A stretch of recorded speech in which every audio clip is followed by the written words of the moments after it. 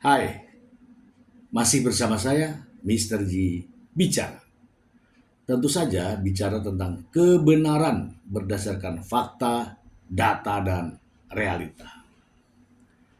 Teman-teman, ini teman-teman kan ada pro dan kontra ya terkait dengan penahanan terhadap Nikita Mirzani atau secara global terkait dengan kasus yang dihadapi oleh Nikita Mirzani. Saya bukan pembenci Nikita Mirzani. Saya bukan pembenci. Saya juga tidak menggemari, bukan fans saya Nikita Mirzani. Saya juga tidak mengidolakan Reza Gladys. Saya juga tidak kenal dan saya juga tidak membenci Reza Gladys. Jadi fair ya. Beritanya adalah berita tentang masalah, bukan antara suka dan tidak suka. Masalahnya yang akan kita bahas. Clear sampai di sini teman-teman. Jadi tidak ada hubungannya Reza Gladys, tidak ada hubungan dengan Nikita Mirzani. Yang kita bahas adalah masalahnya. Kenapa kita bahas tentang masalahnya? Ini pelajaran buat kita semua agar melek hukum. Bukan fanatik terus jadi seperti orang gila. Bukan. Kita harus melek hukum. Oke, begini. Supaya ini tidak menjadi fitnah, simak beritanya dan kita akan membahasnya. Beritanya ada, kita akan simak ya dan akan membahas. Berikut ini supaya tidak menjadi fitnah. Oke. Ini ya judulnya ya. Dari Detik Hot. Polemik dakwaan jaksa yang ungkap dugaan pemerasan Nikita Mirzani ke Reza Gladys. Judulnya jelas. Ya, saya hanya membacakan saja. Oke. Jakarta. Nikita Mirzani menjalani sidang perdana kasus dugaan pengancaman dan pemerasan terhadap pengusaha skincare Dr. Reza Gladys di Pengadilan Negeri Jakarta Selatan, Selasa 24 Juni 2025. Kehebohan langsung terjadi saat jaksa penuntut umum membeberkan dakwaan untuk si artis bersama asistennya Mail atau Mail Saputra. Mail Ismail Marzuki. Saya bacakan ya. Ini simak baik-baik nih.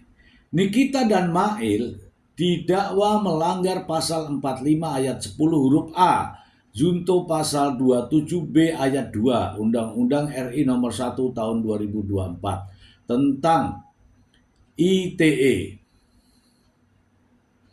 Junto pasal 55 ayat 1 ke 1 KUHP atau pasal 369 ayat 1 KUHP junto pasal 55 ayat 1 KUHP. Itu dakwaan pertama. Pemerasannya ada di mana? Itu di pasal 369 tadi. Kemudian dakwaan buat Nikita Mirzani dengan pasal 3 Undang-Undang nomor 8 2010 tentang pencegahan dan pemberantasan tindak pidana pencucian uang TPPU junto pasal 55 ayat 1 ke 1. Ini jelas ya. Yang di sana itu Nikita dengan Mail itu, kemudian Nikita Mirzani itu masih ada nih pasal 3 Undang-Undang nomor 8 tahun 2010. Oke, saya bacakan aja lah. Dalam sidang perdana, JPU langsung menjelaskan kronologi Nikita Mirzani diduga memeras Reza Gladys. Awalnya Nikita disebut memberikan review negatif terhadap produk kecantikan Reza di TikTok setelah melihat konten Dr. Samira atau yang biasa disebut dokter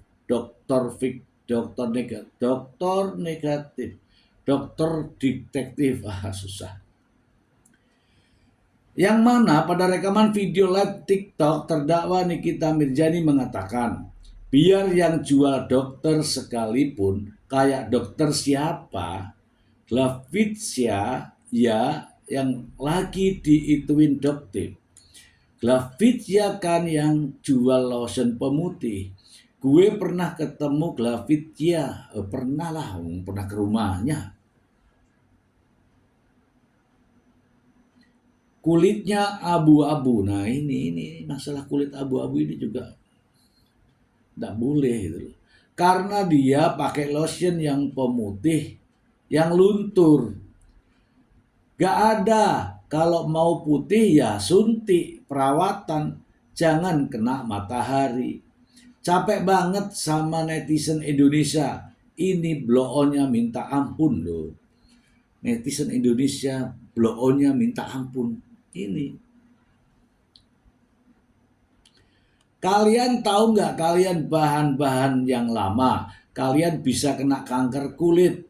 Sudah kalian nggak punya uang, tuh mengingatkan nih. Kena kanker kulit, aduh repot, ujar JPU. Atas perbuatan terdakwa Nikita Mirzani tersebut, membuat saksi Reza Gladys menjadi terancam kredibilitasnya sebagai pemilik dari produk dengan brand Glavitsia.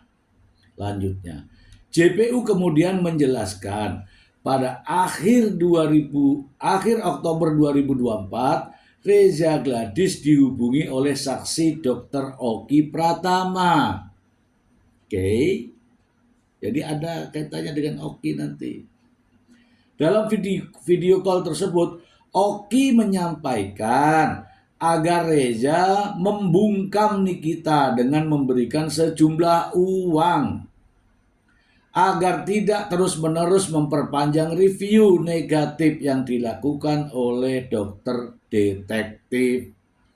Tuh jelas ini Oki Pratama menyampaikan agar Reza membungkam Nikita Mirzani dengan memberikan sejumlah uang.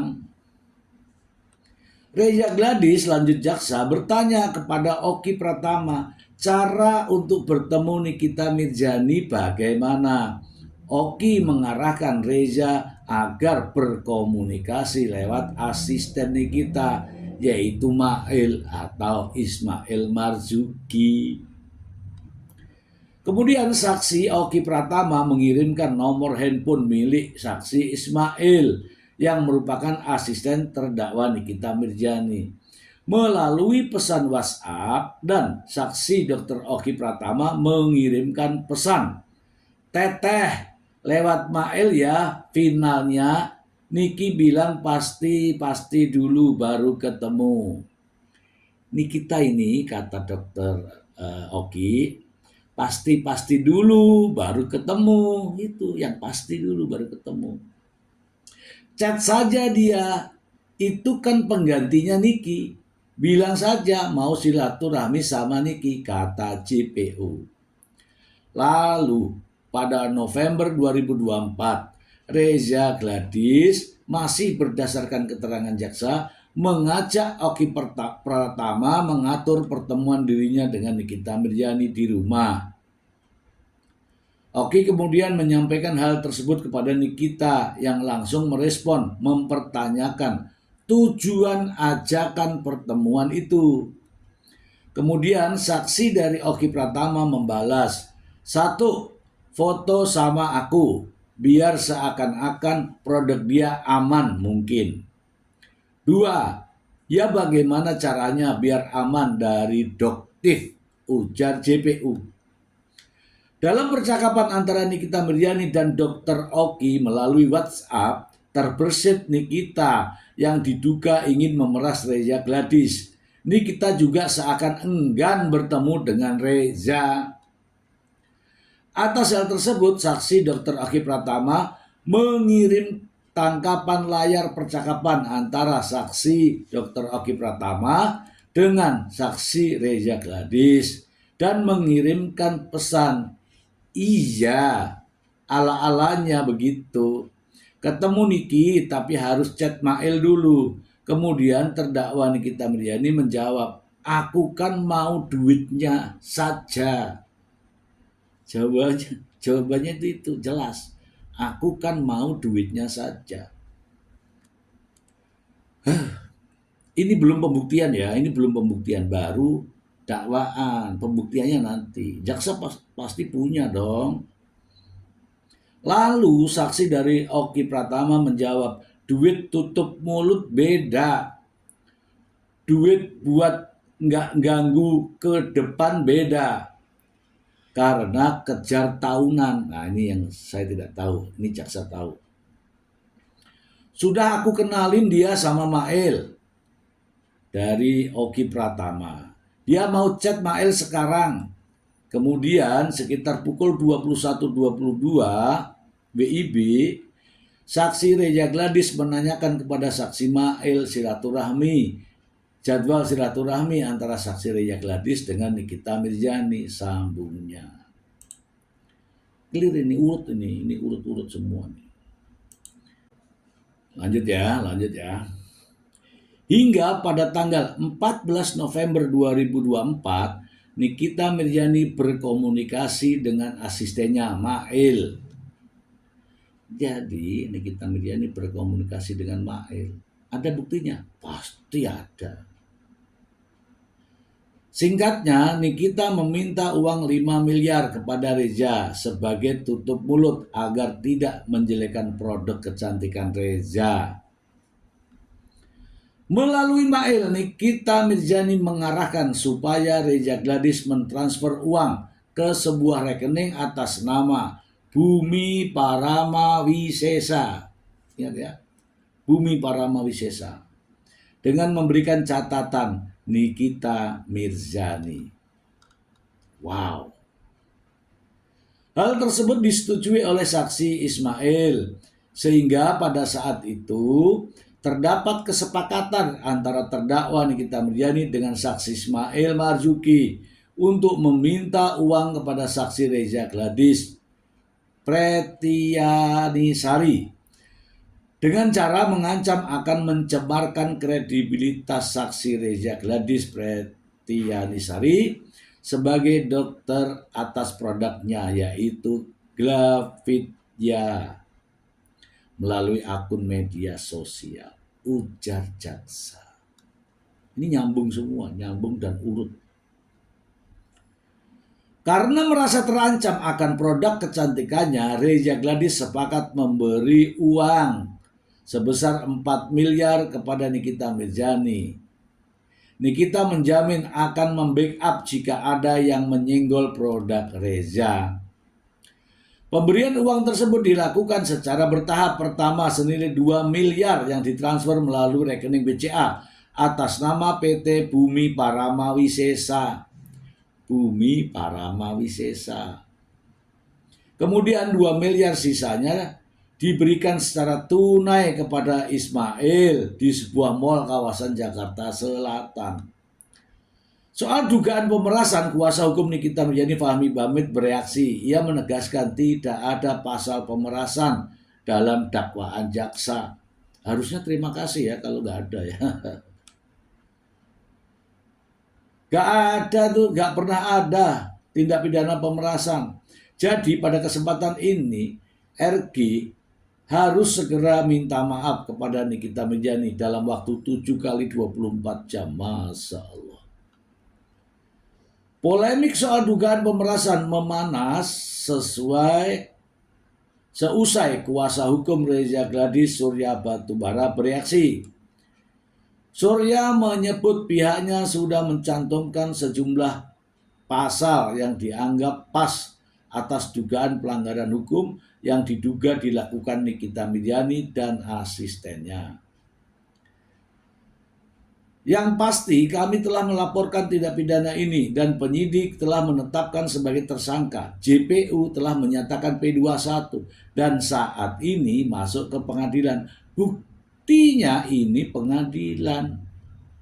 Pihak Reja Gladys geram saat pihak Nikita Mirzani menuntut minta maaf. Mereka malah menyerang balik.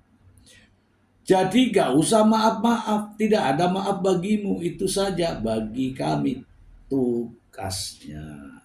Oke teman-teman, oke ya, jadi enak sekali, urut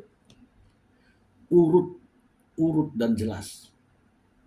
Itu dari dakwaan jaksa. Oke, kita bahas ya teman-teman ya. Ini saya tadi membaca dengan sangat pelan menggunakan bahasa Indonesia, bahkan saya sempat mengulang-ulang. Artinya apa? Saya ingin teman-teman semua paham apa yang sebenarnya terjadi. Ya, pasal yang didakwakan itu urut ya, jelas dan pasti. Mulai dari pasal 45 ayat 10 huruf A junto, pasal 27B ayat 2 Undang-Undang nomor 1 tahun 2024 itu tentang ITE, itu Nikita Mirzani dan Mail. Ya. Kemudian di situ junto pasal ya 55 ayat 1 ke 1 atau pasal 369 ayat 1 KUHP junto pasal 55 ayat 1 ke 1. Jelas, jadi keduanya bersama-sama melakukan apa? Yaitu tadi pasal 45 ayat 10. Apa itu di situ? Ada kalimat memaksa. Memaksa itu dalam bahasa hukumnya apa? Yaitu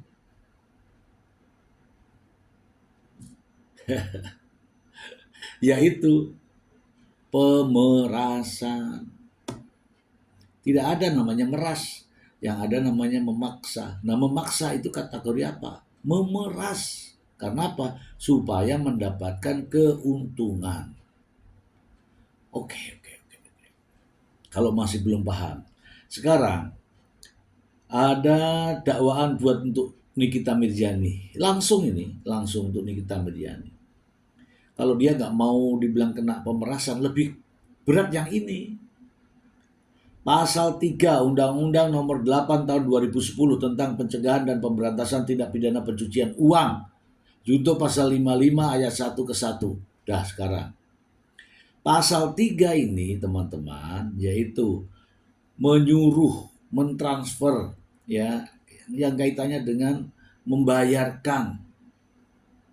Nah, kalau uang itu dibayarkan ke rekening tadi PT Paramawisesa tadi, ini Nikita Mirzani kena di pasal 3 Undang-Undang tentang tindak pidana pencucian uang, Undang-Undang nomor 8 tahun 2010. Ancamannya 20 tahun penjara.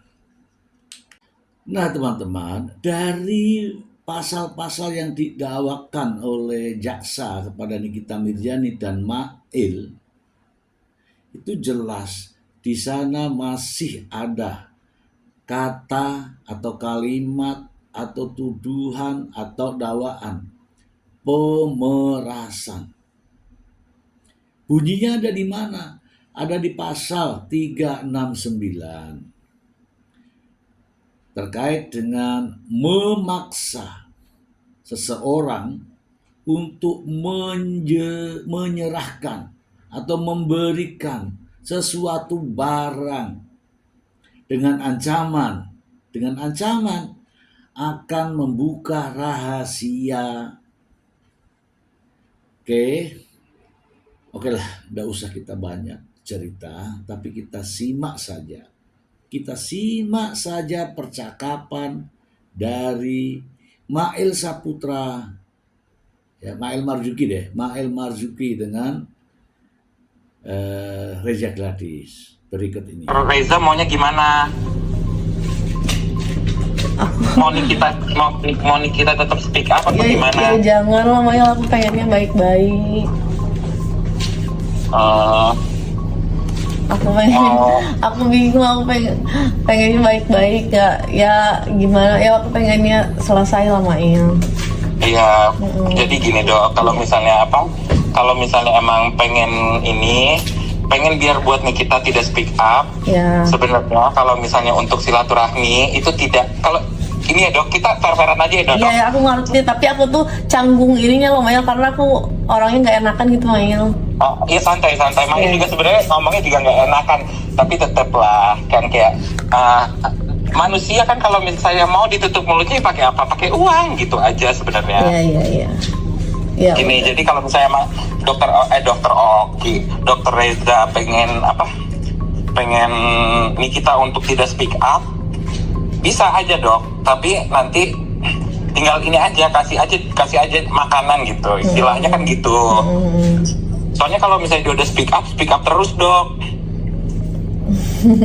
Aku juga udah dibahas terus makanya. Nah ya kan, semua pada kena dok. Ini semua kena. Jadi Iya. Ya udah, ya boleh Mail, gimana ininya? Mail aturin aja, aku bingung. ya udah. Kalau kemarin sebenarnya kalau nyebut nominal nggak enak ya, takutnya gimana gitu. Tapi kalau misalnya tidak keberatan, Ya. Mail menyebutkan nominal, ya udah nggak apa-apa. Maksudnya kalau misalnya Mail nyebut nominal nggak apa-apa nggak? Ya nggak apa-apa Mail. Aduh, saya tidak ini loh, saya jadi tidak apa. Nggak enak sebenarnya ngomongin nominal sih kalau di telepon. Tapi kalau misalnya dokter Oki lagi, dokter Reza, itu namanya dokter semua. Jadi kalau misalnya emang dokter Reza pengen supaya Nikita tidak speak up, Nikita ada di side dokter Reza, dokter Reza udah tinggal kasih dia uang 5M, dah. Iya. Mulut dia tuh mahal dok. Nah, dari rekaman ini saja mungkin teman-teman sudah bisa berpendapat. Ya, pendapatnya mungkin sama dengan saya. Jadi intinya Mael ini berperan. Ini bukan suara Nikita, tapi Mael ini berperan, yaitu menggiring ya. Menggiring itu bahasa, bukan menggiring opini ya. Menggiring Dr. Reza Gladys agar mau menyerahkan uang. Bahkan yang menyebut nominal itu Mael. Nominal 5M ini dari mana? Apakah dari Nikita atau ide dari Mael sendiri? Begitu loh ya. Nah, karena terlalu tinggi, Reza ini bisa kurang enggak? Iya kan? Mael bilang, jangan dulu dok, lebih baik dipenuhi ini. Jadi sudah mengarahkan, sudah menggiring. Contoh, kalau mulut manusia itu supaya diam ditutupnya pakai apa? Pakai uang. Sudah. Nikita Miryani itu doer. Kalau bisa dikasih kue. Kue yang dimaksud itu ya uang. Kalau tidak nanti jangan seperti yang lain loh ya. Karena sudah banyak yang kena. Artinya apa? Sudah kesitulah arahnya. Ini bicara fakta loh ya. Bicara fakta ini. Nah kemudian di dalam rekaman tersebut memang tidak ada Nikita ya. Tidak ada Nikita Miryani. Tapi kan namanya disebut di situ. Posisinya Nikita Miryani berada di mana? Ya saya tidak tahu. Nanti di pembuktian saja. Oke. Dalam dakwaan juga kemarin bunyi juga uang yang ditransfer 2 miliar itu, 2 miliar itu transfer 2 miliar itu patut dicurigai loh. Ya. Itu transfer 2 miliar ke pengembang. Oke. Kemudian yang 2 miliar ketemu Mael di sebuah mall. Jadi total 4 miliar. Intinya adalah dakwaan jaksa ini berdasarkan fakta-fakta yang ada dalam proses penyidikan yang dilakukan oleh pihak kepolisian. Bukan nambah-nambahi. Faktanya memang demikian. Nah, adapun fakta-fakta yang lain, ya saya tidak tahu, tetapi nanti pasti akan disajikan saat proses persidangan pembuktian. Itu sebaiknya baik pihak Nikita Mirzani, ya kan, pengacaranya fokus pada dakwaan jaksa ini. Di mana titik lemahnya? Jangan menggoreng-goreng di media sosial. Karena apa? Nggak ada pengaruhnya. Nggak ada pengaruhnya. Fakta-fakta ini yang tadi didakwakan oleh jaksa itu, itulah dipersiapkan bagaimana caranya supaya bisa mentah di sidang nanti. Jangan menggoreng-goreng di media sosial. Nggak ada pengaruhnya. Ya cuman viral aja. Tapi nggak ada pengaruhnya. Nggak ada pengaruhnya terhadap proses hukum. Itu saja dari saya. Semoga bermanfaat. Terima kasih. Bye.